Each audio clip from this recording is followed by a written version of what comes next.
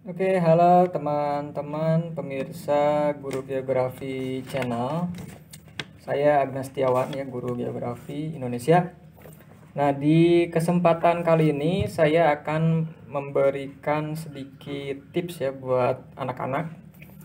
Bagaimana sih caranya itu memahami dan menguasai ilmu geografi gitu dengan baik. Ya, misalkan kalian ingin dapat nilai di atas KKM ya. Taruh misalkan KKM kamu itu 70 atau 75. Nah, gimana kamu ingin dapat di atas 70 ya, 75. Tentunya diperlukan sebuah strategi dan tips-tips yang bisa membantu kamu meningkatkan hasil belajar ya. Tipsnya apa aja sih? Sebetulnya sederhana aja ya, nggak terlalu susah-susah ya.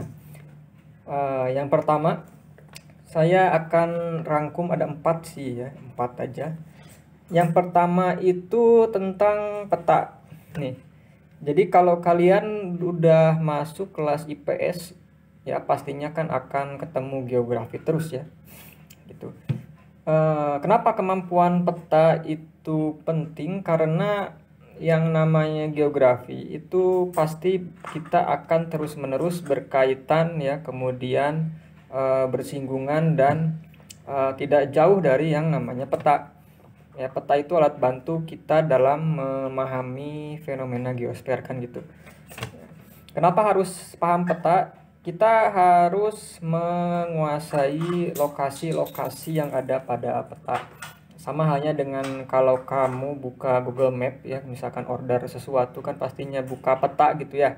Nah, kata kunci di geografi itu adalah lokasi. Makanya kenapa di konsep geografi yang Ikatan Geografi Indonesia yang ada 10 gitu ya, itu lokasi kan di nomor 1 ya.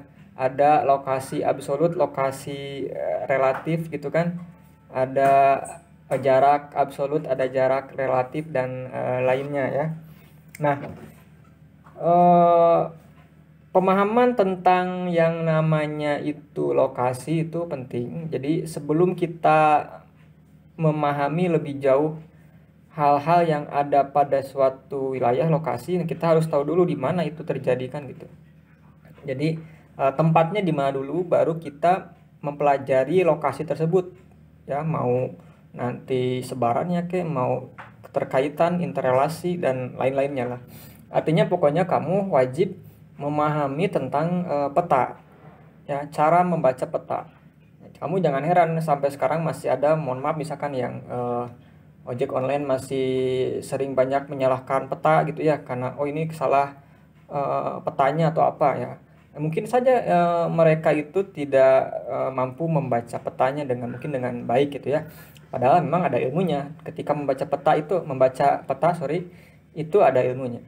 Ya, bagaimana menentukan lokasi, arah ya. Itu sekilas seperti sederhana, tapi memang itu adalah bagian yang penting. Jadi nomor 1 kamu harus menguasai peta ya. Silakan buka peta yang sering ya, kalau bisa tempel di ruang belajar kamu ya, satu peta yang gede gitu, peta Indonesia kayak peta dunia ya, karena itu wajib.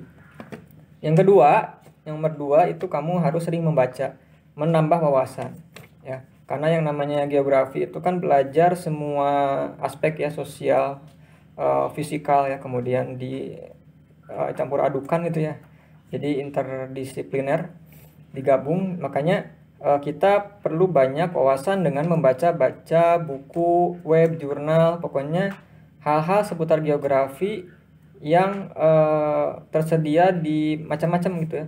Jadi jangan sampai kamu belajar geografi tapi tidak rajin baca, salah banget ya. Jadi wawasan kita itu sangat luas ya, harus banyak membaca. Ya, membaca itu bisa membaca lewat tulisan atau video ya. Kamu nonton video itu sama dengan baca sebetulnya ya. Kemudian buku ya, tentunya ya, silakan baca buku-buku, kemudian silakan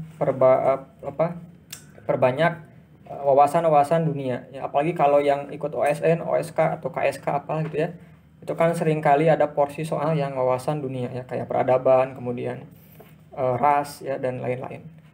Nomor ketiga itu kamu, nah ini ya, ke teknis, kamu harus bisa membuat dan menentukan kata kunci dari tiap-tiap materi ya. Seringkali kan kalau anak itu, kalau saya tanya belajar geografi itu atau belajar ilmu sosial itu kebanyakan menghafal ya, menghafal kalimat-kalimat yang panjang-panjang definisi ya. Jangan seperti itu ya.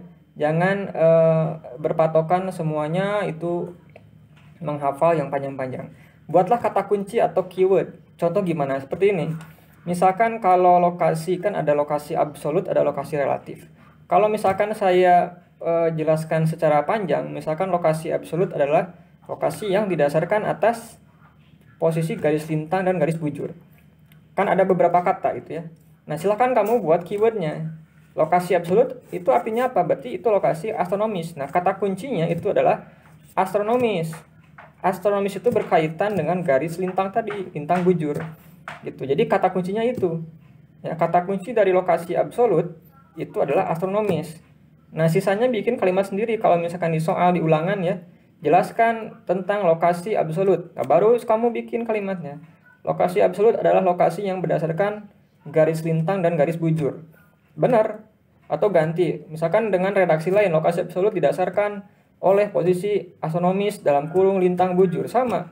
Jadi predikat subjeknya sama, cuman itu kata kuncinya yang masuk. Ya, jadi kebanyakan kita menghafal semuanya ya, pusing lah gitu ya. Jadinya coba bikin keyword-keywordnya. Kalau misalkan lokasi relatif apa? Lokasi yang didasarkan atas kondisi kenyataan atau lingkungan sekitar ya, relatif. Buat aja kata kuncinya misalkan lingkungan sekitar ya, atau fakta. Contohnya apa? Misalkan rumah saya dekat terminal tapi jauh ke rumah sakit. Kan rumah kamu belum tentu juga, kan relatif ya. Rumahnya teman kamu belum tentu dekat ke terminal tapi jauh ke rumah sakit misalkan. Itu relatif, itu adalah fakta, kenyataan. Kata kunci dari lokasi relatif adalah fakta atau kenyataan lingkungan sekitar. Indonesia terletak di antara benua Australia, Asia, dan di antara dua samudra Pasifik, Hindia. Lah kan negara lain belum tentu seperti itu. Itulah fakta, kenyataan ya, yang tertangkap dari panca indera. Nah, jadi kenyataan atau fakta itu kata kuncinya. Nah, silakan kalimatnya di utak-atik dengan kalimat sendiri, tidak harus sama dengan yang di buku gitu ya. Jadi seperti itu caranya. Kemudian yang keempat, terakhir, kamu harus bisa menulis ya, wajib menulis dan terutama yang membuat mind mapping. Jadi buatlah pemetaan keyword-keyword khusus dari tiap topik materi. Misalkan kalau kita bab 10 lagi. Kelas 10 ya, ada bab 1 konsep hakikat geografi. Nah, kamu buatlah mind map, tulis ya. Misalkan dari mulai geografi, definisinya, kemudian ada konsep, ada pendekatan yang 3 ya, keruangan, kelingkungan, kewilayahan, prinsip, ada distribusi, ada interrelasi, deskripsi, kronologi gitu kan. Aspeknya ada aspek fisik, aspek non fisik gitu ya. Sampai dengan ya macam-macam ya. Ruang lingkup gitu ya, ada geografi, fisik, sosial, regional gitu kan. Nah, dari setiap subtopik tadi dibuatlah kata kuncinya gitu. Nah, distribusi kata kuncinya apa? Sebaran fenomena gitu kan. Mau sebaran fenomena apa aja ya boleh, nanti kalau di soal ya. Jawabannya mau sebaran penduduk, mau sebaran sumber daya alam, sebaran hewan, flora fauna, itu terserah kamu sendiri. Tapi yang jelas kamu paham bahwa kata kunci dari prinsip distribusi itu ya penyebaran fenomena. Kemudian kalau interrelasi itu keterkaitan. Ya, kata kuncinya keterkaitan antara gejala. Contoh habis gempa tektonik ada tsunami. Jadi kan itu keterkaitan. Ya, setelah hujan terjadi banjir bandang misalkan ya. Gitu. Jadi itu keterkaitan antar gejala. Nah, buatlah mind mapping disertai dengan keywordnya atau kata kunci dari tiap-tiap subtopik tersebut. Itu pasti memudahkan kamu nanti. Coba aja. Jadi jangan sampai sebuku tebal itu kamu baca kemudian dihafal semua. Saya yakin nggak bisa. Itu nggak bakal kamu memahami semuanya. Tapi kalau kamu memahami subtopik dengan keyword-keyword yang jitu, itu pasti kamu nanti paham. kalimat-kalimat pelengkapnya itu nanti kamu bisa sendiri, gak usah sama dengan di buku gitu kan, seperti yang saya bilang tadi ya gitu. Jadi itu ya anak-anak, bagaimana sih cara memahami geografi gitu dengan baik, kemudian supaya nilai kamu ya pastinya ingin bagus ya di atas KKM. Sekian dulu ya pemberian sedikit trik tips bagaimana memahami geografi.